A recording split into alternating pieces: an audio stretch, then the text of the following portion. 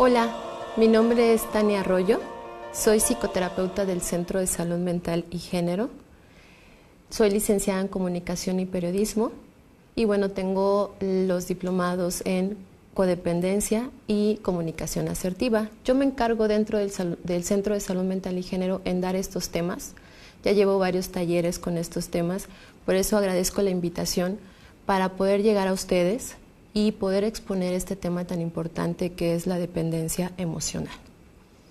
Hoy voy a empezar a hablar de qué es, cómo es que afecta nuestras vidas y finalmente me voy a enfocar en cómo es que podemos recuperarnos en este tipo de dependencia, y no solamente una dependencia, sino una enfermedad que desafortunadamente afecta a mujeres, a hombres, de diferente forma, sin embargo nos afecta a las mujeres y también afecta a los hombres. La dependencia emocional es un tema que prácticamente tiene un boom, es un tema que se habla en redes sociales, donde han salido libros, donde lo han mencionado ya tanto que a veces es difícil saber qué es, cómo nos afecta, no solamente por el boom, sino de tanta información ya no sabemos si guiarnos por algún lado, si mejor leer cierto tema, o mejor leer un libro, o mejor ir a una conferencia. Lo que sí sé es que algo que nos afecta es difícil detectarla. ¿Por qué es difícil detectarla?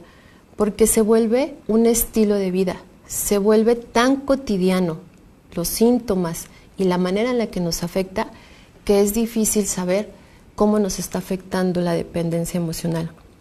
La dependencia emocional no solamente en relación de pareja, la dependencia a nuestra familia, la dependencia a amigos, la dependencia al trabajo, que a veces nos tenemos que enganchar, a veces nos tenemos que agarrar de ciertas situaciones para poder sobrellevar lo que tanto nos ha afectado, no solamente en la vida actual, el hecho de ser hombres o mujeres, todo lo que nos marca esta sociedad en la manera de ser, todo lo que nos marca la forma de vivir, tanto de hombres como de mujeres, y cómo es que nosotras y los hombres pueden llegar a realizar algún cambio dependiendo de cuál es el trabajo de cada uno de ellos y de nosotras. Para mí es importante que ustedes tengan la información, que la puedan discernir no solamente de manera intelectual, sino de manera emocional, que es la invitación que nosotras dentro del centro y yo en personal como psicoterapeuta, la invitación es que podamos resolver ciertas situaciones que no nos lleven a tener relaciones en riesgo, que no nos lleven a tener relaciones en donde tengamos que depender de alguna manera para poder sentirme bien, y lo pongo bien entre comillas, para poder sentir que pertenezco, para poder sentir que soy importante o que soy importante no solamente para alguien, sino para un grupo. El poder trabajar conmigo me va a mí generar ciertas herramientas para poder detectar si yo me encuentro en una relación de dependencia emocional y cómo es que me está afectando. Esto que yo les voy a compartir, como lo mencioné hace un rato, espero que lo puedan sentir más que elaborarlo intelectualmente. Durante las diapositivas les voy a ir comentando por qué es lo importante de revisarnos para poder establecer unas relaciones de equidad, unas relaciones de respeto, unas relaciones en donde podamos encontrar vínculos amorosos, de comunicación. Vamos a poder viajar con este tema y no solamente quedarnos en los síntomas y en los orígenes, sino también invitarles a que ustedes como maestros, si llega padres o madres de familia, a las maestras, a que somos parte de la formación de niños y de niñas, de jóvenes, que van a ser un futuro, y que nosotros y nosotras marcamos a estos niños, a estas niñas de alguna manera. Ok, pues bueno, empecemos con el tema de dependencia emocional. Se define como una situación de sufrimiento vivida por la persona ante la percepción de no poder escapar de una relación sentimental, que implica un malestar consciente o inconsciente. ¿A qué me refiero con esto? Que muchas veces los malestares de las personas que están dentro de una relación de dependencia emocional no tienen consciente cuál es el malestar. A veces vivimos de una manera, como lo mencioné anteriormente, en el cual nos dictan cómo vivir y cómo relacionarnos, que el malestar puede parecernos cotidiano, que el malestar puede parecernos normal. Puede estar tan inconsciente, sin embargo se puede presentar en síntomas como ansiedad, síntomas como arranques de tristeza, síntomas de violencia, no solamente para nosotras o para nosotros, sino para la gente que está a nuestro cargo. La personalidad dependiente emocionalmente se engancha al otro o la otra, lo idealiza, la justifica constantemente y sin darse cuenta lo y la coloca por encima de ella misma, en lugar de relacionarse desde un plano de igualdad, o viceversa, se relaciona desde un plano de superioridad. Hay algo muy cotidiano cuando se habla de dependencia emocional. Se refieren a personas que dependen y que se colocan debajo de la otra persona con la que me estoy relacionando. En este caso voy a poner la relación de pareja. Muchas veces cuando las personas dicen, no, yo no dependo emocionalmente de mi pareja, yo soy independientemente económicamente estable, yo no dependo de ella o de él. Sin embargo, también la dependencia emocional se brinca al otro lado. ¿Por qué? Porque la otra persona que se siente superior, la otra persona que se siente más que, también tiene una imposibilidad de relacionarse de manera sana. No solamente las personas que dependen, que creen que dependen de la otra persona, que no se vaya, que les diga sí pueden hacer algo, que les den una afirmación, sino la otra persona que se cree, y cree independiente, porque en realidad dentro de la dependencia emocional se le llama antidependiente. ¿Qué se refiere? A que cree que lo puede todo, a que siente que siempre está mejor o siempre piensa mejor que la otra persona, que realiza actividades superiores a la otra persona y que la mayoría de las veces se coloca por arriba. También esa persona, aunque no lo crean, es dependiente emocional, porque necesita relacionarse con la contraparte. ¿Cuál es la contraparte? Una persona que depende. Entonces, cuando están los dos extremos, que es algo que es una característica de la dependencia y de la codependencia, ahorita voy a entrar en lo que es el tema de la codependencia, el antidependiente y el dependiente tienden a encontrarse. Y al momento de encontrarse forman relaciones totalmente de inequidad, donde el otro se coloca arriba o la otra. Ninguna de las dos partes puede relacionarse con equidad. Ninguna de las dos partes puede establecer relaciones sanas. Entonces, tanto el antidependiente o la antidependiente como la otra parte forman relaciones en las cuales no pueden llegar a un punto de equidad, de respeto y de una comunicación sana. No nada más las personas que dependen, sino los antidependientes también están en la otra parte. Eso es muy importante establecerlo, porque muchas veces dentro de la consulta o dentro de los talleres que doy, me he dado cuenta que las personas que son antidependientes, ¿qué quiere decir? Que creen que lo pueden todo, que siempre tienen la razón, que se colocan por arriba, creen que ellos no son dependientes, cuando en realidad son la otra parte, porque al momento de relacionarse con el dependiente está la otra parte, que son ellos. Y ellos o ellas también necesitan de la parte dependiente para poder establecer una relación. Entonces, yo dependo de alguien que me pida ayuda, yo dependo de alguien que esté al servicio de mí, yo dependo de alguien que no pueda. Y tanto la persona que no puede depende de alguien que puede, que se coloca superior a ella misma. Entonces, es muy importante establecer que las dos maneras extremas son las dos maneras que se tienden a encontrar en una relación de pareja. ¿Esto qué nos coloca? en un tema o en un título en el cual también se ha hablado mucho, que es la codependencia. ¿Por qué? Porque dependemos. Porque tanto yo dependo como tú dependes de mí. Por eso somos porque nos complementamos ante esta enfermedad. ¿Por qué enfermedad?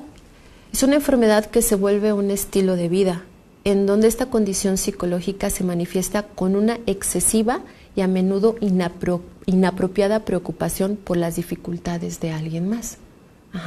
Tanto como el extremo antidependiente como el dependiente están al tanto uno de la otra.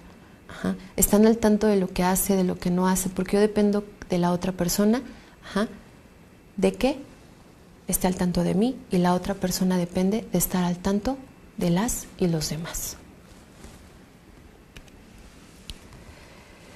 ¿A qué se refiere toda esta bibliografía y cómo es que llegamos a relacionarnos de esta manera?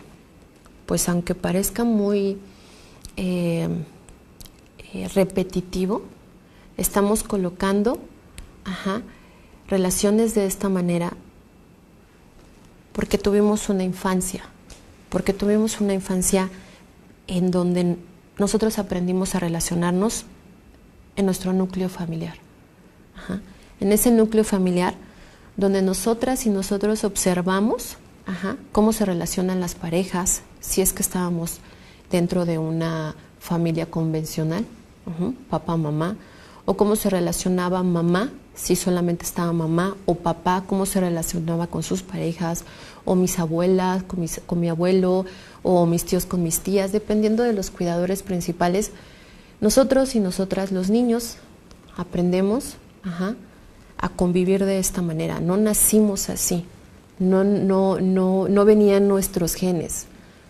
Cada situación, cada palabra, cada afirmación de manera no verbal, cada mirada, cada movimiento corporal que nosotros detectamos desde que nacemos, lo fuimos aprendiendo. Y por supuesto que aprendemos esta forma de relacionarnos. La autoestima se trabaja en la familia. Con las afirmaciones, con las negaciones, con la manera en la que se comunican conmigo, me van diciendo qué tanto valgo y qué tanto no valgo. Mi valía viene al 100%. Cuando a mí me comienzan a decir desde niño, desde niña, que yo valgo por lo que hago, no por lo que soy, es donde se va fragmentando esta estima. Como lo mencioné hace un rato, la dependencia se caracteriza por extremos. Irnos totalmente hacia un lado o dar el pendulazo hacia el otro lado. Una de las características es que a lo mejor en una familia que me alimentaron la estima, me puedo colocar con una estima exterior. ¿Qué quiere decir? Que me están dando información que yo valgo por lo que hago. Entonces, a través de las cosas que yo obtengo, me puedo dar cuenta que yo regreso con un 10 a casa después de un examen en la escuela y me doy cuenta que todo el mundo se pone feliz. Sin embargo, yo necesito estar haciendo cosas para que papá, mamá o mis cuidadores principales den hacia mí una retroalimentación positiva, no solo por lo que soy, sino por lo que hago. Y entonces a través de eso, a través de situaciones como son dinero, o obtener a lo mejor una casa, una carrera profesional, que son cosas que son importantes dentro de nuestra vida. Pero si un día yo pierdo eso, lo importante es si un día yo pierdo estas cosas materiales, en mi interior yo no pierda lo que valgo. Y desafortunadamente con estos mensajes en casa, me voy colocando que si yo no obtengo las cosas materiales o no las tengo, entonces yo no valgo.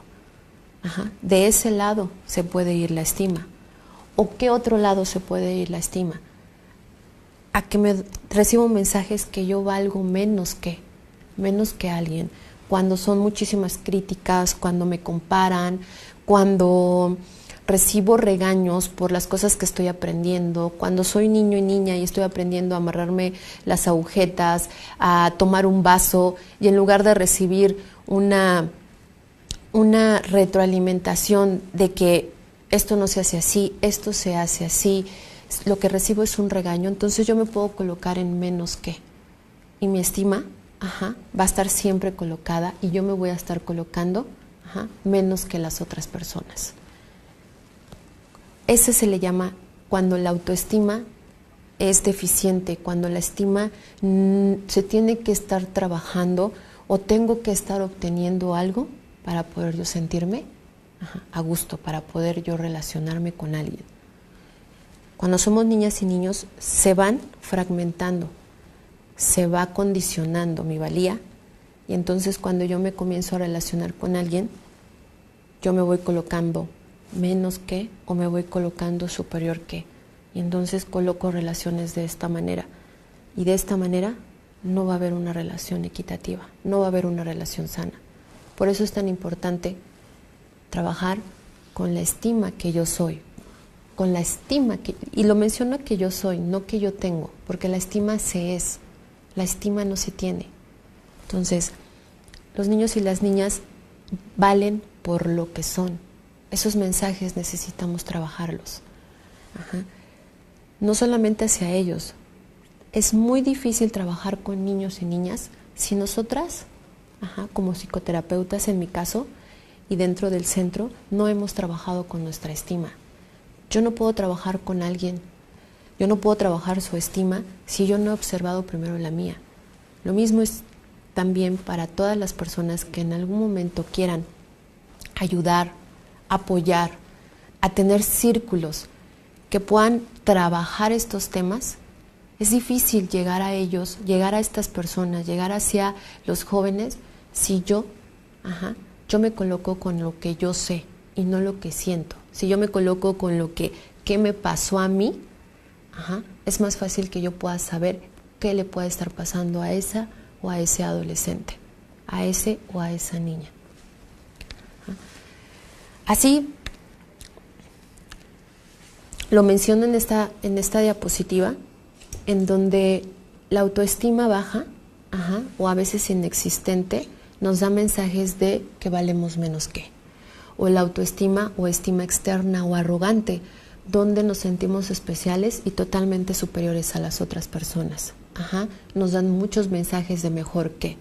Aprendemos la autoestima de nuestros cuidadores principales.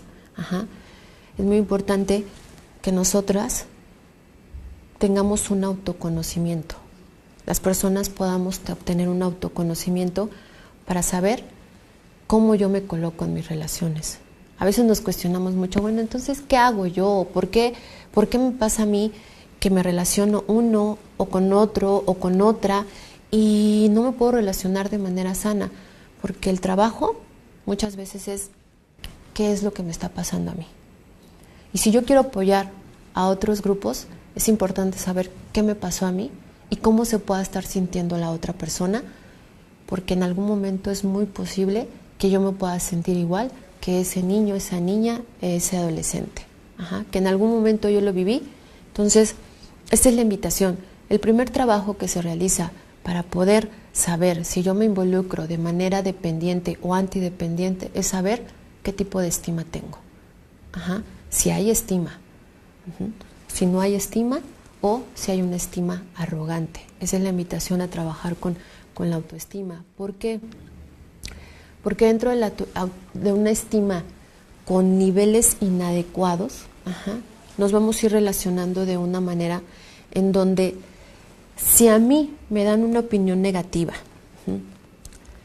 cuando alguien alberga una opinión negativa de mí que me molesta, trato de controlar lo que esta persona piensa para poder sentirme bien conmigo misma. Lo hago discutiendo, racionalizando o negando que haya pruebas de la opinión que tiene la otra persona.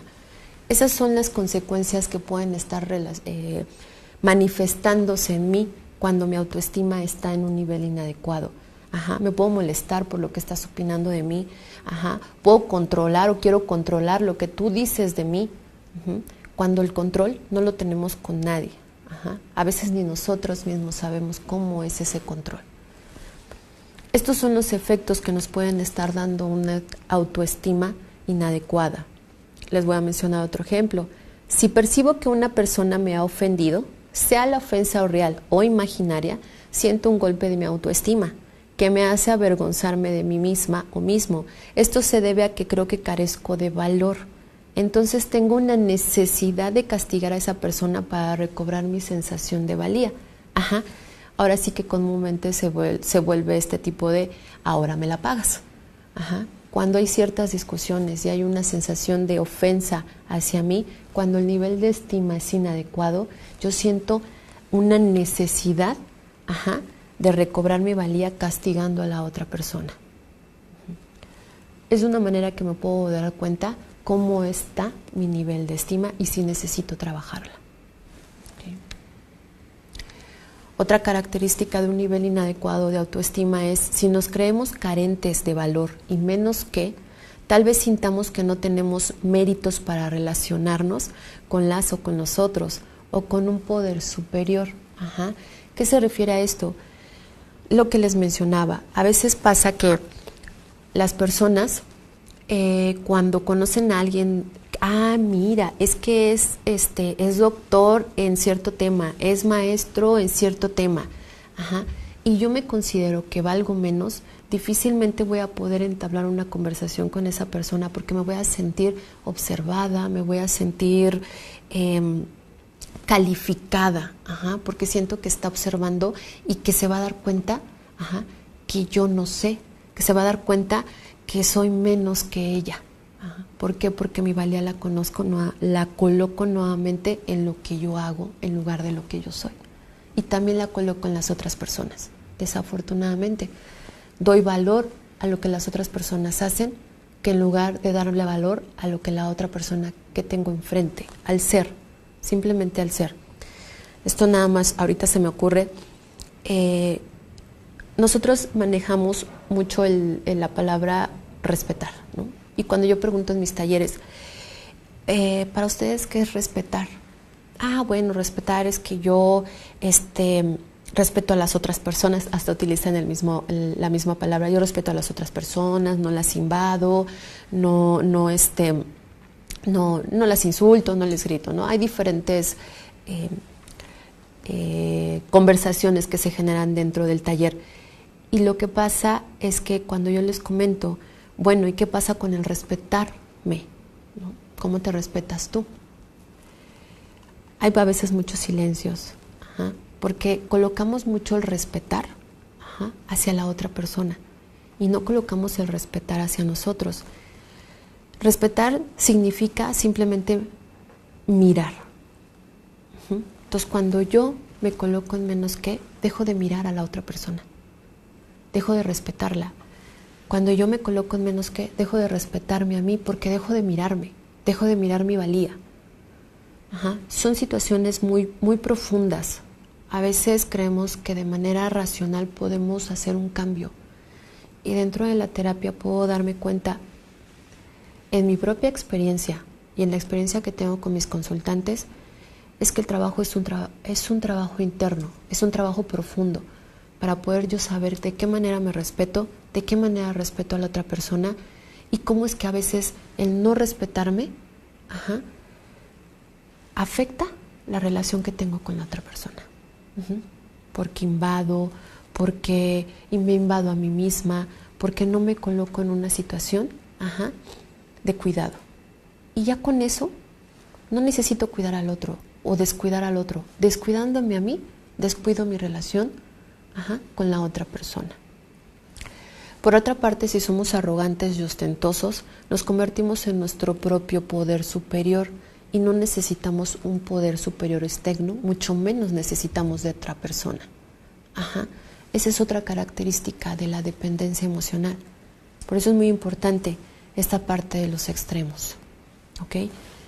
Que los tengamos bien detectados, que sepamos qué es, ajá, y cómo es que a nosotros o a nosotras nos está afectando, porque de un lado o del otro, ajá, nos podemos estar yendo, dando los pendulazos. ¿Okay?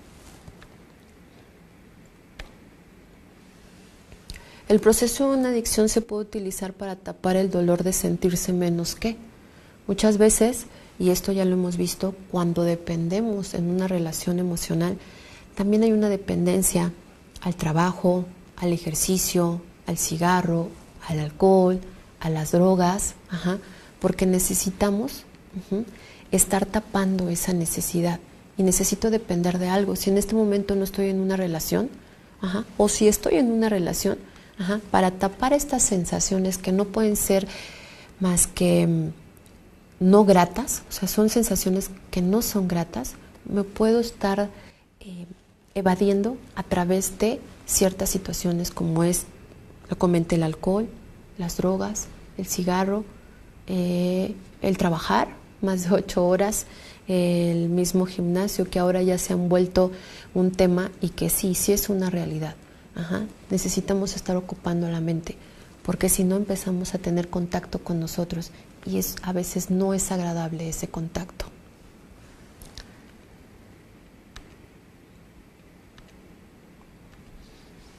Si yo estoy en la posición de menos que, creo que la otra persona es más importante que yo. Cuando me comparo con él o con ella, no estoy a su altura, de modo que no puedo comunicarme con franqueza y de un modo íntimo, porque temo que descubra lo incapaz, que no es que soy, sino lo incapaz que yo me siento.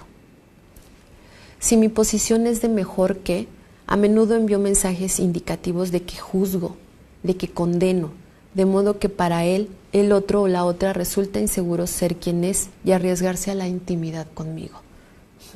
De las dos maneras no nos podemos relacionar. Aquí entra lo que es todo el tema de género. Lo voy a abordar de manera rápida. En nuestro país, las mujeres y las niñas tenemos una forma de criarnos y los niños tienen otra forma de criarnos. La mayoría de las niñas nos crían con una estima de menos que. Desafortunadamente, en donde yo no me siento a la altura, yo no me siento competente, donde yo no me siento con una estima para poder entablar no solo relaciones de pareja, sino relaciones de trabajo, en donde las mujeres necesitamos estar comprobándonos a nosotras si soy capaz o no. Esto obviamente no lo generalizo al 100% de la población femenina, sin embargo sí es una característica en nuestro país. Con los hombres son educados a tú sé propositivo, tú sí puedes, tú inténtale, tú hazlo, y a ellos normalmente se les coloca en una situación en mejor que, en donde lo que yo hago, tú me tienes que seguir pareja. Y estoy hablando de una pareja heterosexual. Sin embargo, esto se repite también en una pareja homosexual, una pareja de lesbianas, una pareja trans, porque independientemente de la orientación sexual, independientemente de toda la diversidad que pueda haber en las relaciones de pareja, estamos inmersos en una cultura que nos va marcando desde pequeños y pequeñas, en donde nos podemos ir a esos extremos. Sin embargo, como mujeres tendemos a ser más receptivas a intentar estar con atención hacia la otra persona, a saber qué necesita, a saber qué quiere, y los hombres a recibir esa atención, a que nos atiendan, esperando que estos temas generen ese cambio, y el cambio se genera sí con nosotros mismos, sin embargo, trabajando en cómo nos ha afectado este tipo de mensajes desde niños y de niñas. Como lo comenté hace un rato, un niño y una niña son valiosos por el simple hecho de nacer, por el simple hecho de estar. Nosotras y nosotros como adultos somos los que vamos limitando esa valía, somos las que vamos afectando esa valía. ¿Y cómo se ven nuestras relaciones? Afectando nuestra estima. Esa es la manera en la que nosotras y nosotros podemos afectar. ¿Y por qué podemos afectar? Porque también nos afectaron a nosotros. Y porque sucesivamente, y porque también afectaron a papá o a mamá. Y porque a ellos también los afectaron. ¿Ok? Es una cadenita. Que si hay personas que logran romperla, sí, porque yo lo he tenido en consulta. Hay personas que logran cambiar su estilo de vida, sí. Sin embargo, es muy importante tener presente, y lo pueden ver en las primeras diapositivas, la codependencia es una enfermedad que se vuelve un estilo de vida. Es una enfermedad como tal, se necesita estar tratando, se necesita estar observando, no se tiene que perder de vista, porque si la perdemos de vista, podemos hacer que crezca. No es algo que se nos va a quitar, porque está inmersa en nuestra sociedad, así crecimos. Sin embargo, el trabajo día con día con nosotros o con nosotras nos da el permiso para poder establecer otro tipo de relaciones. Antes que con los demás y las demás, conmigo mismo o misma. Antes que yo pueda apoyar a alguien más, ¿qué pasó conmigo? ¿Qué pasó para que yo me relacione como me relaciono?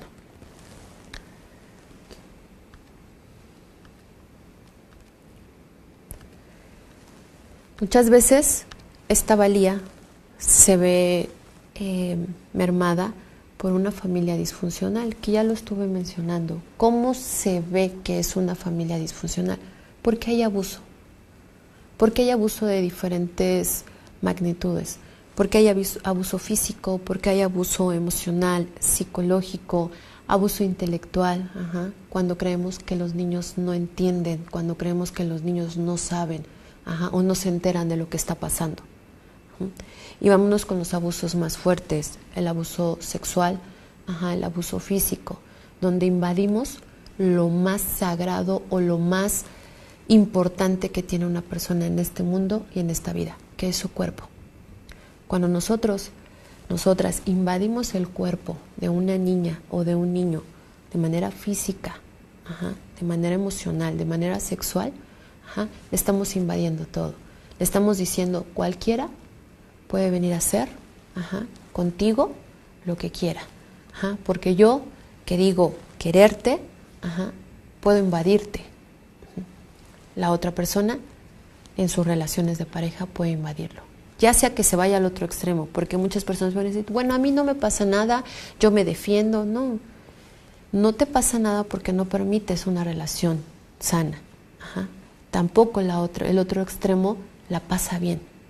Entonces, en la familia disfuncional, en la familia que no es nutricia, diría una de las autoras de codependencia que se llama Pia Melody, habla de las familias nutricias. Si esa familia no es nutricia para ese niño, puede causar este tipo de relaciones. Puede causar que haya mensajes en donde no se crea valioso porque le invadimos lo más importante, que es su cuerpo y su pensamiento. Son las características que tiene un niño. Ya hablamos de la valía. Ahora hablemos de vulnerabilidad. ¿Qué quiere decir con características del niño y de la niña? Estas características las tenemos desde que nacemos, que es valioso, vulnerable, imperfecto o imperfecta, dependiente e inmaduro. Cuando estas características no son respetadas durante la infancia, durante la adolescencia, esto es lo que va causando relaciones dependientes y codependientes. ¿Por qué? Porque están de acuerdo que un niño y una niña tiene que ser cuidado o cuidada, porque son vulnerables. Si hay una especie en el mundo que necesita cuidados porque por sí solo no sobreviviría, es el ser humano. Un niño nace, una niña nace, un bebecito nace y necesita cuidados para poder sobrevivir. De primera instancia de alimentación, de abrigo. Entonces, tan vulnerable es que los cuidadores principales son los que necesitan irle enseñando a ese niño y a esa niña, conforme va avanzando su edad, a cómo cuidarse. Sin embargo, nosotros somos los primeros que los cuidamos. Los adultos y las adultas somos los responsables del cuidado de ese niño y esa niña. Imperfecto o imperfecta. De primera instancia, todos somos imperfectos, todos somos imperfectas. Y a veces les exigimos a los niños que sean perfectos. Les exigimos que no cometan errores. Les exigimos que levanten el vaso de agua y que lo levanten a la primera y que no se les caiga nunca. Ajá. Les exigimos que se amarren a la primera instancia 2, 3 veces, les podemos enseñar las agujetas cuando están aprendiendo. Y estoy hablando de cosas cotidianas. Ajá. Cosas cotidianas que nos van exigiendo ser perfectos y perfectas. Ajá. Que no van conforme a nuestra edad. Muchas veces hay niñas, y lo digo niñas porque son a veces las que más recae este cuidado, de 10 años, porque lo he tenido en consulta, 11 años, que les exigen la perfección del cuidado de hermanos y hermanas, no solamente del cuidado de ellos, sino a veces hasta de la misma casa, por muchas razones, porque mamá necesitaba salir a trabajar, porque papá no estaba. Hay muchas situaciones que orillan a que esta niña o este niño tenga este tipo de actividades.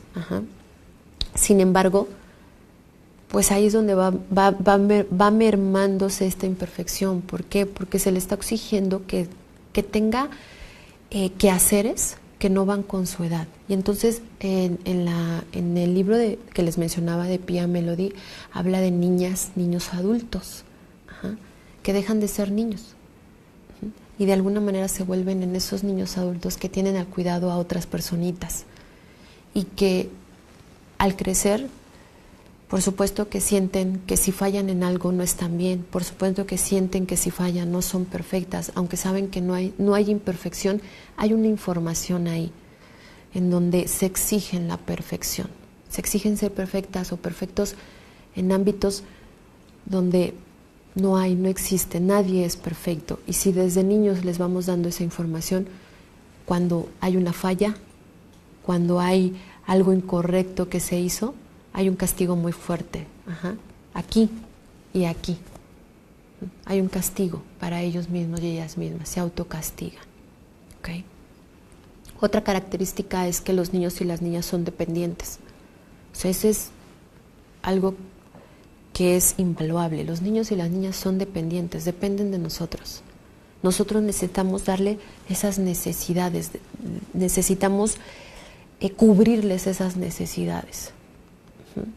Si no les cubrimos esas necesidades de juego, de recreo, de comida, pues difícilmente van a poder crecer con esa valía que es necesaria, difícilmente van a poder saber qué es lo que necesitan. Una característica dentro de la codependencia de los y las codependientes es que no sabemos a veces qué es lo que queremos. No tenemos claro qué es lo que queremos, hacia dónde dirigirnos. No tengo claro qué necesito, qué quiero de alguien más o qué quiero de la simple situación que esté viviendo. Y cuando me relaciono con la otra persona, muy, muy, muy aquí abajito abajito del consciente, está esa necesidad de que la otra persona sepa qué es lo que yo necesito. Yo necesito que la otra persona, literal, me diga qué necesito. ¿Por qué? Porque si desde niño no tuve cubierto las necesidades primarias, mucho menos las secundarias, que son las emocionales. Si yo no sé distinguir entre lo que necesito y lo que quiero, no lo voy a poder saber. Llega otra persona, y si esa persona no cubre esa necesidad, es donde empieza nuevamente. ¿A qué? A que esa relación se vuelva de inequidad, en esa relación donde no haya una par, en donde yo resuelvo mis necesidades, la otra persona resuelve sus necesidades y podemos ir caminando juntos. No, yo necesito en un estilo de vida codependiente que la otra persona sepa qué quiero. Si yo no sé qué quiero, la otra persona tampoco lo sabe. Virginia Satir es una de las autoras de un libro de comunicación humana. Ella habla de la olla. Una olla, imagínense una olla. Esta olla, si se asoman, es su estima. Habla de la olla vacía, la olla medio llena y la olla llena. Si yo traigo mi olla vacía y la otra persona trae la olla vacía con expectativas que la otra persona me llene mi olla, y la otra persona con las expectativas de que yo voy a llenar su olla, imagínense dónde va a llegar esa relación. Pues a una de frustración, a una relación donde las expectativas son expectativas en donde yo necesito saber cómo está esa olla, esa estima, para saber si la necesito llenar, para saber si la necesito vaciar porque es demasiado arrogante, o saber si necesito encontrarle un nivel, un nivel que para mí sea el adecuado. Eso es muy importante, que para mí sea funcional. Y esto se origina desde la infancia, porque esas necesidades no fueron cubiertas. Hay quienes estamos aquí, ustedes que están allí frente al monitor, yo que estoy aquí, por supuesto que tuve mis necesidades cubiertas físicas, si no, no estaría aquí. Sin embargo, las emocionales, ¿cómo están? ¿Cómo están para poder yo llegar a otra relación? Otra característica que se menciona de los niños y las niñas es que son inmaduros e inmaduras. Nosotras, como cuidadores o cuidadoras, necesitamos ayudarles a madurar, a ir viendo cómo se van a resolver los problemas, a ir viendo cómo se resuelve una situación, cómo se habla un enojo, cómo se expresa un miedo, cómo se expresa una tristeza. Y a veces como adultos no lo sabemos. Como adultos no sabemos siquiera expresar mi enojo. ¿Cómo lo voy a expresar? ¿De manera iracunda? ¿De manera que asusten o que me hayan asustado a mí de niño o de niña? Si mi papá me enseñó que al momento de enojarse es gritar, tirar cosas, ¿cómo voy a saber yo resolver un problema?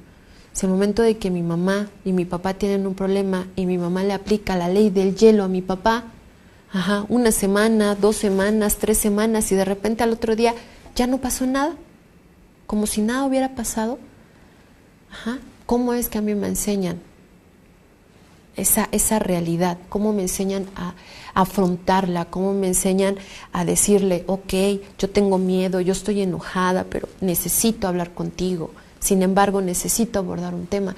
Difícilmente alguien nos enseñó esto. Entonces, por eso es que es importante revisar nuestra historia, revisar cada uno de estos puntos. Yo les doy una idea para cómo podemos guiarnos. Es importante revisar esta historia para que yo pueda decir, bueno, pues si a mí no me enseñaron a resolver el enojo, ¿cómo yo resuelvo el enojo? O igual y ni lo resuelvo. ¿Qué pasa conmigo? Igual y lo que yo hago es huir, o lo que yo hago es, aventar la broma, y todos se ríen y, muy padre, ¿y qué se solucionó? ¿Y si se vuelve a repetir la situación? ¿Y si marco la ley del hielo? Y traigo una fantasía de que con eso la otra persona va a cambiar, o la otra persona va a decir, no, sí, está molesta por esto y esto y esto, y entonces yo necesito esto y esto para que podamos entablar una No va a haber eso. No va a haber una comunicación sana dentro de las relaciones cuando yo aprendí a que mis emociones o las oculto o me voy a un extremo. Hablando de extremos, acuérdense, la dependencia se caracteriza por extremos. O callada, o no digo nada, o mejor no vaya a ser que yo arme un conflicto simplemente por decir mi opinión, ¿no? Y entonces yo como niña o niño me la paso observando eso, me la paso observando que así se resuelven los problemas, o así me van diciendo que es la manera de madurar. Ok, pues bueno, dentro de este tema de la dependencia emocional, otra característica dentro de nuestras relaciones que no están funcionando bien es la dificultad para establecer límites funcionales. ¿Qué se refiere con esto? Que tenemos límites internos y límites externos. ¿Qué quiere decir? Un límite interno va de mi cuerpo, de mi piel, hacia adentro, y un límite externo va de mi piel hacia afuera. ¿Cuáles son los límites externos? Vamos a ver cuáles son estos límites. El límite externo nos permite escoger la distancia respecto a las otras personas y autorizarles o negarles la autorización para que se nos acerquen. Literal. Se le llama el espacio vital muchas veces. ¿Qué es este espacio vital? Es yo me siento, y llega otra persona y a lo mejor puede haber un lugar pegado a mí, sin embargo hay otro lugar 1 metro para allá. La mayoría de las personas nos colocamos primera instancia un poquito más lejos cuando no nos conocemos. ¿Por qué? Porque estoy determinando o estoy limitando mi espacio vital. Ese es el límite externo. Es fácil establecerlos. A veces dentro del taller decían, bueno, sí, lo puedo establecer cuando hay espacio, pero ¿qué pasa en el metro, no? ¿Qué pasa en el metro cuando todos nos preguntamos dónde está mi espacio vital? Créanme que ponemos un límite. Un límite, aunque tenga la persona encima, aunque me esté apretando de este lado, ¿quién ha estado agarrándose en el metro y de repente siente un rozón? ¿Qué hacemos normalmente? Quitamos la mano. Ese es el límite. O sea, el límite es, no me siento cómoda con eso. Yo sé que no puedo separarme de ti porque vengo en el metro. Sin embargo, ya el que me toques de la mano es como de, no, ya me siento incómoda o incómodo. ¿Qué otra forma podemos establecer el límite externo? La mirada. Cuando vamos en el metro, difícilmente alguien se mira a los ojos. ¿Por qué? Porque establecemos ese límite. Aunque tengamos la cara de la otra persona aquí, yo voy volteada enfrente y la otra persona va volteada así. De esa manera establecemos los límites externos. Ahora, ¿qué tiene que ver con esto? Es más fácil poner un límite externo que poner un límite interno. Podemos estar invadiendo a la otra persona de manera como no estableciendo límites funcionales primero conmigo. ¿Qué pasa cuando llega una persona y está compartiendo algo de su vida y yo voy y le digo, no, mira, lo que tú tendrías que hacer es esto y esto y esto, y entonces ponerte así y así y así y hacer esto y esto? La otra cosa es, pasa mucho, es una mujer que pueda estar viviendo una violencia dentro de una violencia de pareja. No, yo que tú ya lo hubiera dejado, si tú eres independiente, tú puedes hacer las cosas, tú puedes hacer el otro. Lo que yo le estoy diciendo a la otra persona es que no puede, porque ella ya lo hubiera dejado, que es incapaz de resolver su situación. Yo estoy invadiéndola, a eso se refiere cuando son los límites. ¿Por qué se merman estos límites? ¿O por qué se establecen esta forma de limitarlos? Lo mencioné hace un rato. Si yo como niño o niña me movieron, me quitaron, no respetaron mi opinión, o yo quería algo y me dijeron, tú no quieres eso, tú lo que necesitas es esto, ni siquiera se sentaron para decirme, bueno, ¿por qué es que tú quieres cierto juguete y no quieres a lo mejor te puede hacer daño, es más para tu edad? Donde simplemente llegaron y me impusieron, donde no hay una situación, no de pedirle permiso al niño o a la niña, no caer en ser permisivo, simplemente a saber, bueno, ¿qué te pasa a ti? ¿Cuál es tu opinión? Y esto me estoy yendo en lo más sutil o lo más, puede decirse light, aunque sí nos afecta, porque de alguna manera el límite lo establece la otra persona conmigo, los cuidadores principales lo establecen conmigo, en el momento de que ellos invaden mi cuerpo, invaden mi espacio vital, cuando ellos deciden, hacen con mi cuerpo, cuando ellos se molestan, me golpean, desde ahí se va mermando este límite. Cuando no existen límites, cuando no hay límites, cuando ese niño fue invadido de manera abusiva o esa niña fue invadida tan fuerte, esa persona puede llegar a matar, esa persona puede llegar a violar, esa persona puede llegar a mutilar, puede llegar a lastimar a otra, porque no existieron límites. Los límites, estoy hablando de que la otra persona lo invadió, la invadió, hizo con ese niño o esa niña lo que quiso. Entonces el otro niño, pues en los mensajes que recibe es, pues yo puedo hacer lo que sea con otra persona. ¿Qué otros límites están? Bueno, ya hablamos de los límites internos.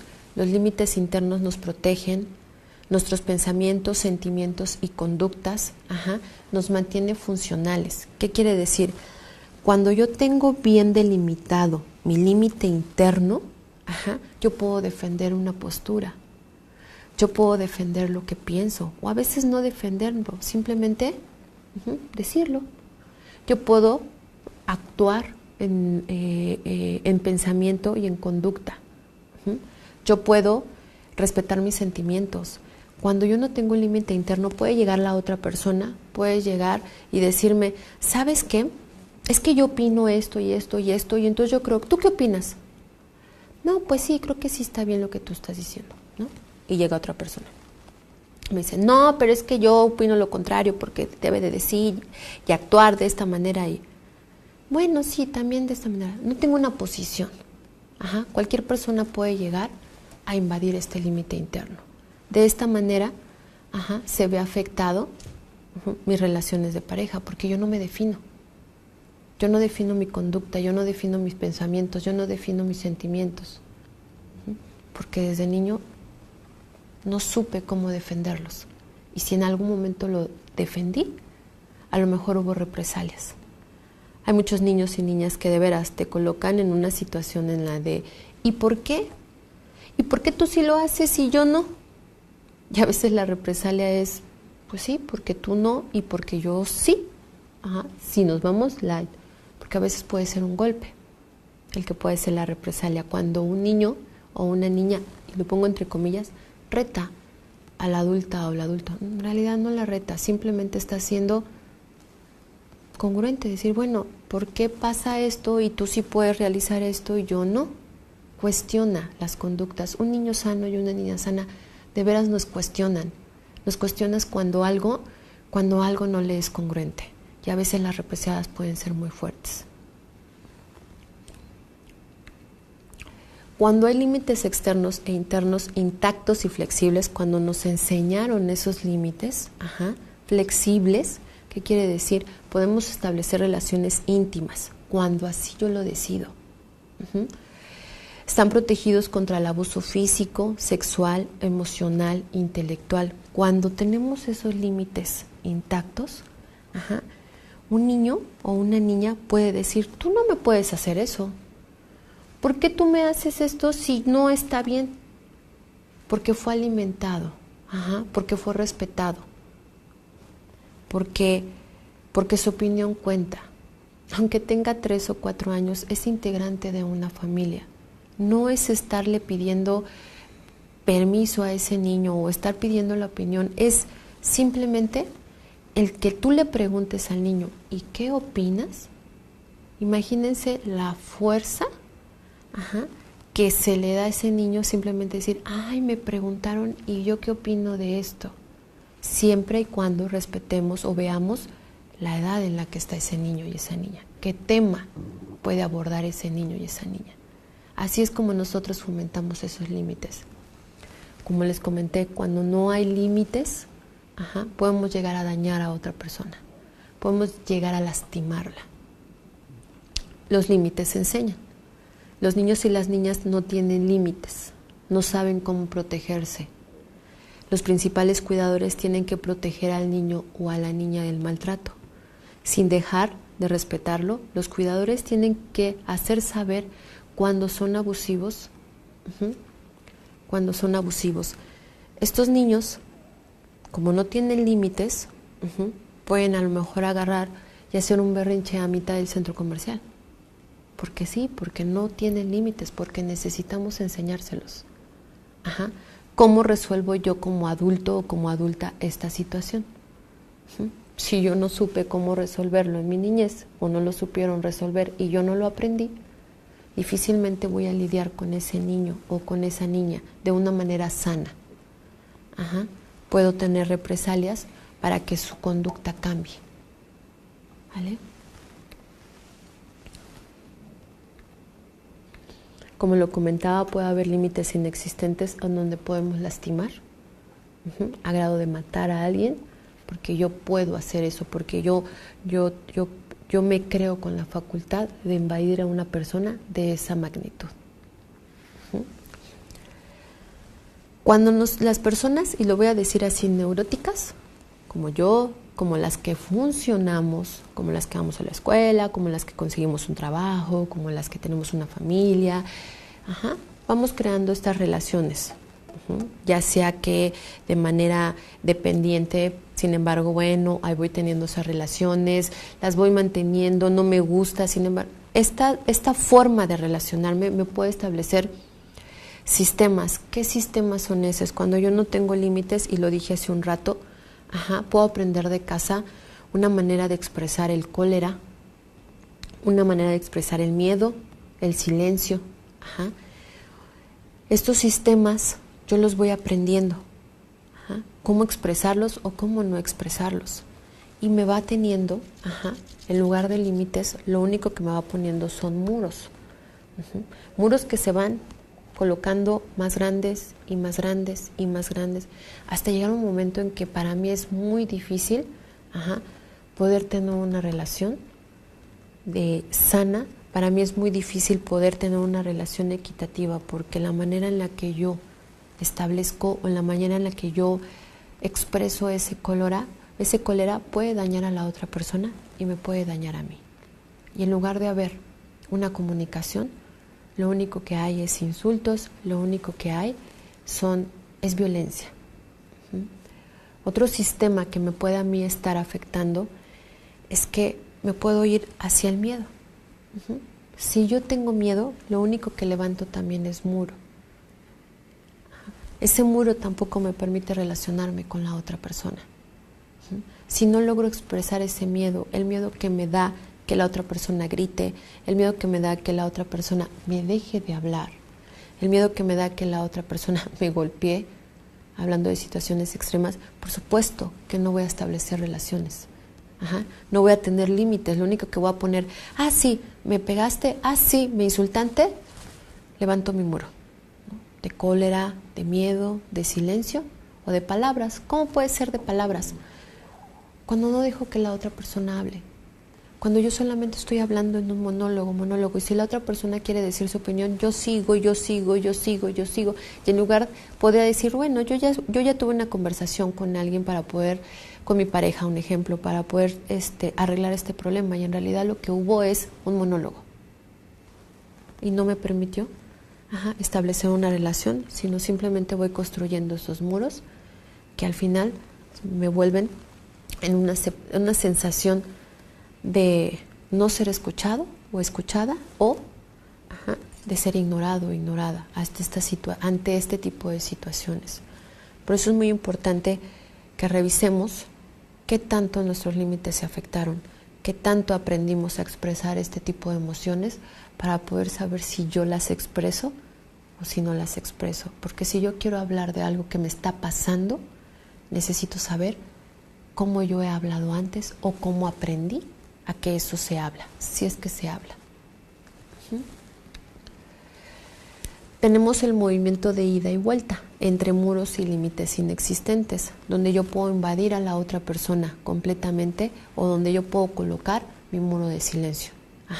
En donde yo puedo poner mi muro de yo me enojo, y así como me enojo, entonces ya nadie hable conmigo, o puedo irme hacia el otro lado, a invadir, a agredir, a insultar a la otra persona. Entonces, vamos poniendo muros, o simplemente no puedo relacionarme con la otra persona. ¿Por qué? Porque voy colocando ciertas situaciones que no me permiten estar en contacto con la otra persona, mucho menos conmigo.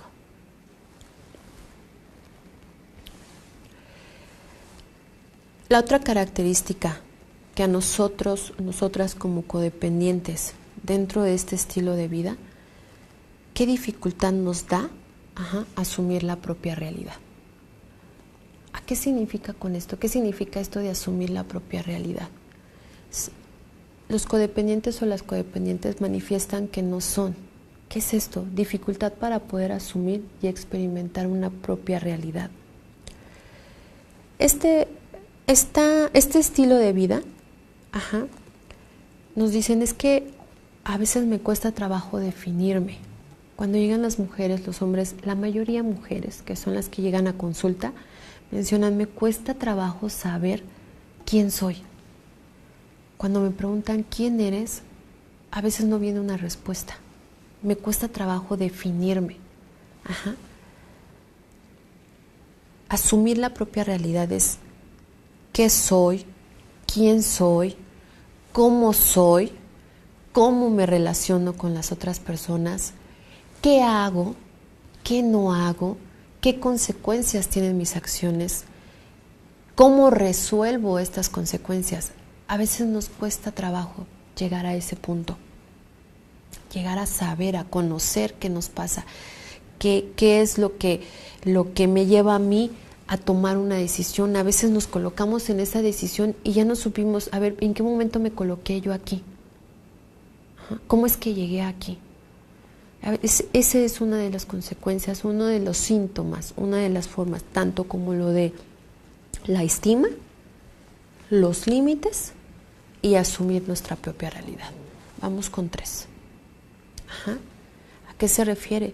A que necesito que las otras personas me estén definiendo. Y me pasa.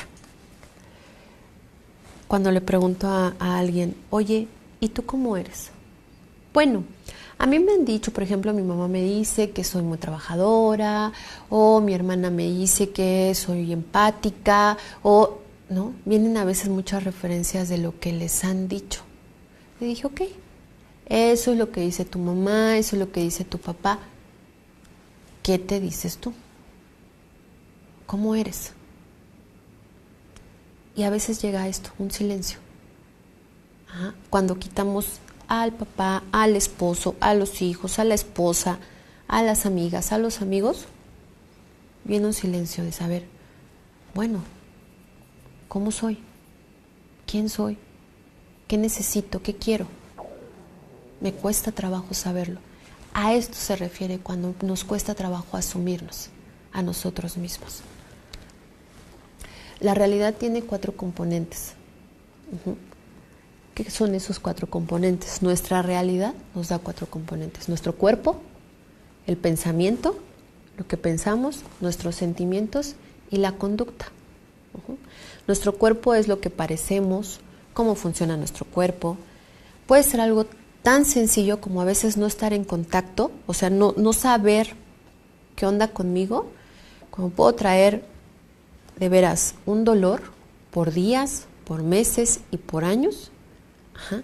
Y de veras, la gente o nosotros mismos decimos, es que sí lo tengo, sin embargo, no me cuesta trabajo como ir a atenderlo, no hay un contacto con su cuerpo. A eso me refiero con asumir la realidad. Uno de los primeros componentes es el cuerpo. Saber cómo funciona, saber qué me hace falta, saber que necesito ir al baño, saber que necesito darle de comer a mi cuerpo. Eso nos da la realidad, cosas cotidianas, no cosas de irse a meditar, no, cosas tan cotidianas como saber si necesito cambiar mis hábitos, saber si quiero cambiar mis hábitos. Todo esto es la realidad en la que estamos inmersos o inmersas. El pensamiento, que es el otro componente. ¿Cómo damos sentido a los datos recogidos? ¿Cómo es que lo que yo pienso se procesa aquí?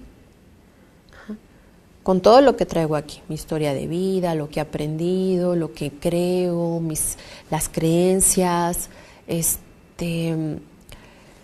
todo lo que traigo aquí, cuando llega una información se procesa, va teniendo filtros y entonces yo lo proceso de alguna manera. Eso me da mi realidad.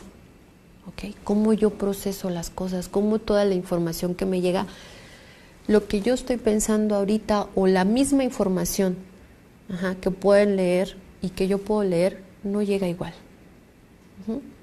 Porque el filtro es diferente. Podemos estar de acuerdo. Podemos a lo mejor filtrar de una manera, por eso es que están las amistades. Por eso que yo empatizo más con alguien más y con alguien no. Sin embargo, el filtro es aquí y yo solamente tengo mi historia. Eso es lo que nos da la realidad. Los sentimientos, nuestras emociones, lo que sentimos, y la conducta, lo que hacemos y no hacemos, lo que decido hacer lo que no decido hacer. ¿Ok? De esos 4 componentes está mi realidad. Nuestra realidad física es el aspecto personal. Nuestro atractivo, el tamaño de mi cuerpo, el modo en el que actúa mi cuerpo, a eso se refiere. Cómo está constituido mi cuerpo. Y una de las situaciones que se afecta mucho cuando hay abuso constante en la niñez, hablando de esto en específico, cuando hay anorexia, ustedes, han escuchado o se sabe que las personas que sufren, que tienen esta enfermedad, literal en el espejo, se ven de otra manera. Se ven obesas, cuando en realidad son personas delgadas. Aquí es donde se distorsiona. A esto me refiero cuando nuestra realidad se distorsiona. Eso ya llevándolo a algo extremo. Algo cotidiano es que no me gusta mi cuerpo, es que estoy muy acá, es que ya le voy a cambiar el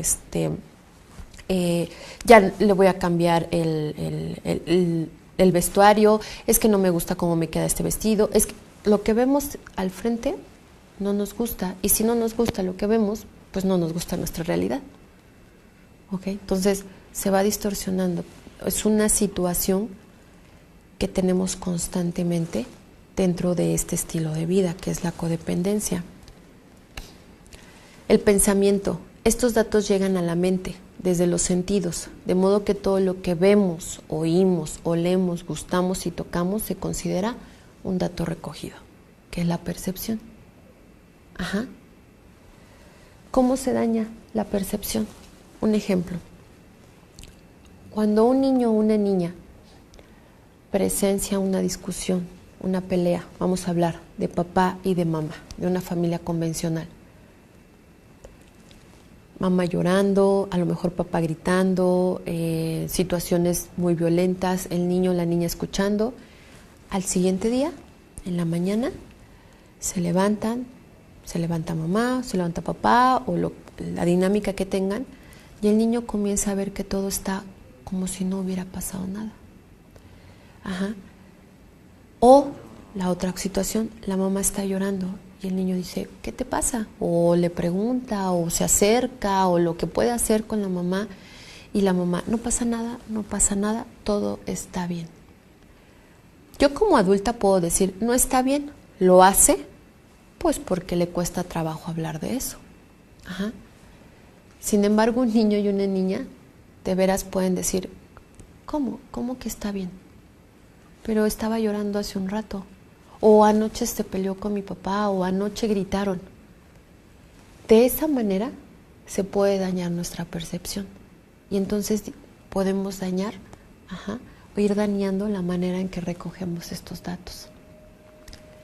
Dentro de la terapia me he encontrado, en este caso, recuerdo una mujer que estaba dentro de la terapia y me decía, es que yo vi los mensajes cuando de la otra persona, de la otra mujer que le mandó a mi esposo, yo los leí, y cuando lo confronté me dijo que estaba loca, me dijo que eso no era cierto.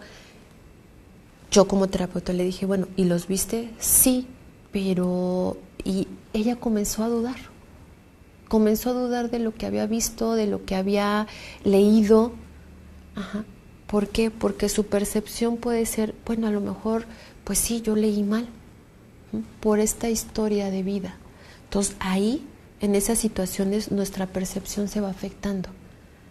Y al afectarnos, y esto yo me refiero a que es lo que yo estoy planteando ahorita, llega a la relación de dependencia emocional, un pensamiento distorsionado, una distorsión de mi cuerpo, cuando no tengo idea de lo que siento, cuando algo me está lastimando aquí adentro, sin embargo no tengo la capacidad para ponerle nombre. Todo esto lo transfiero a mi relación. Por eso es que nos enganchamos tanto en este tipo de relaciones tan disfuncionales. En el aspecto de los sentimientos, nuestra realidad está constituida por las emociones. Si me cuesta trabajo saber qué siento, si me cuesta trabajo sentir, ¿Por qué nos puede costar trabajo sentir? En nuestra infancia, vamos en este ejemplo, cuando papá y mamá se pelean, un niño puede sentir ¿qué? Miedo, angustia, a lo mejor puede enojarse por lo que está viendo, a lo mejor puede sentir vergüenza porque a lo mejor no están solos, sino están acompañados, están en la calle. Todos estos sentimientos pueden ser tan fuertes que yo como niño digo, no, mejor no lo siento, mejor me distraigo, mejor evado, mejor hago otra cosa. Ese niño va creciendo y va haciendo lo mismo cada vez que se siente vulnerable, cada vez que se siente que algo lo o la amenaza, y entonces los sentimientos se van bloqueando. Llegar a un punto en el que me cuesta trabajo saber cómo estoy, qué estoy sintiendo. Y si llego a sentir algo, no, enseguida lo tapo. O me doy permiso de expresarlo. En género, como hombre, les dan permiso de enojarse, ¿no? Es más fácil enojarse, es más fácil la ira, es más fácil violentarme. Por eso es que los hombres jóvenes mueren en situaciones violentas. La estadística es muy alta, porque esto sí se me permite. A las mujeres se nos permite más expresarnos de manera de llorar, deprimirnos. Las dos maneras de expresar estos sentimientos, enojo y tristeza, vienen acompañados de todos los demás sentimientos, de tristeza, de miedo. Sin embargo, solamente el enojo sale en la mayoría de los hombres, no en todos. Sin embargo, las estadísticas no nos mienten. Los hombres jóvenes mueren más en situaciones violentas. Y a las mujeres se nos permite expresarnos más de una manera de tristeza. Aunque el enojo pueda estar atrás, para mí es más permitido expresar la tristeza, ¿okay? Porque el enojo no me es permitido. Esto hablando de los sentimientos. Y mi conducta, la conducta, lo que hago, lo que no hago. Eso constituye mi realidad conductual, hacia dónde me conduzco. Y trae consecuencias. Esas consecuencias, ¿cuáles son? Que yo no me puedo establecer en una relación si yo no conozco cuáles son las consecuencias de mis acciones. Entonces, si yo no me hago cargo con las acciones que tomo, difícilmente me voy a hacer cargo en una relación. ¿Okay? Me voy a colocar como víctima. Me voy a colocar que las situaciones me llevaron a colocarme ahí, cuando en realidad lo que yo decido es lo que me coloca en la relación en la que estoy. Nadie me llevó de la mano, nadie me agarró y me dijo, tú te vas a relacionar con esta persona. Yo lo decidí, con mi historia. Sin embargo, yo lo decidí. Cuando tomamos acciones de esta manera, cuando tomamos conciencia de esta manera, de lo que yo hago y lo que no hago es responsabilidad mía, podemos empezar a tener una congruencia y poder decir, yo estoy colocada aquí porque yo lo decidí. Todo esto que yo les he estado compartiendo es parte de los síntomas, es parte de que el llegar a una relación de dependencia emocional no fue de, aquí estoy y pues yo me relacioné aquí y quién sabe por qué me pasó esto. No, es porque tenemos una historia, es porque tenemos una forma y una manera en la que aprendimos a relacionarnos. Nadie podemos salir de una dependencia emocional si no hay un trabajo con nosotros y con nosotras mismas, si no hay una revisión de qué fue lo que nos pasó como niños o como niñas, qué fue lo que me pasó en mi adolescencia para llegar a la realidad que tengo hoy. Nosotros y nosotras como adultos tenemos una responsabilidad. ¿Y la responsabilidad cuál es? el poder trabajar con mi estima, el poder trabajar con mis límites, el poder trabajar con mis emociones, el poder trabajar con las consecuencias de mis acciones, para que si yo tengo a cargo, como papá o mamá, hijos e hijas, como maestros o como maestras, si yo tengo a cargo a niños y a niñas, puedo acercarme de una manera sana. Si yo no conozco lo que me pasó, si yo no sé y no quiero saber lo que me pasó, difícilmente voy a poder contactar con esos niños y con esas niñas. Lo voy a poder hacer a lo mejor de manera intelectual. Sin embargo, me va a costar trabajo a saber cómo se sienten ellos. ¿Por qué? Porque yo no quiero tocar el cómo me sentí yo. Porque yo no quiero tocar qué fue lo que me pasó a mí. Y esto es una invitación a un trabajo personal. Hay una autora que se llama Jen Shinoda que habla de los círculos concéntricos. Estos que se van haciendo más grandes. Si yo logro cambiar mi realidad, créanme que voy a poder tener, y voy a poder tener relaciones diferentes cuando yo cambio, cuando yo coloco mi responsabilidad en mí misma. Si yo no logro cambiar mi realidad, difícilmente voy a cambiarlo en mis relaciones personales. De esta manera es la invitación a poder revisarse para poder tener estas formas funcionales, nutricias, para niños y niñas, para estos adolescentes que lo necesitan, que lo piden, aunque no lo pidan de manera verbal. De antemano, muchísimas gracias por su atención.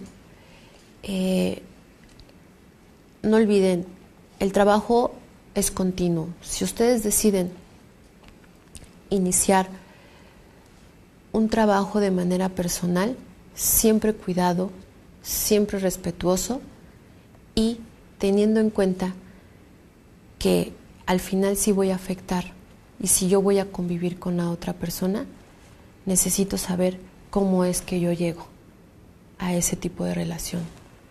Cómo es lo que necesito, cómo y qué es lo que necesito. Gracias.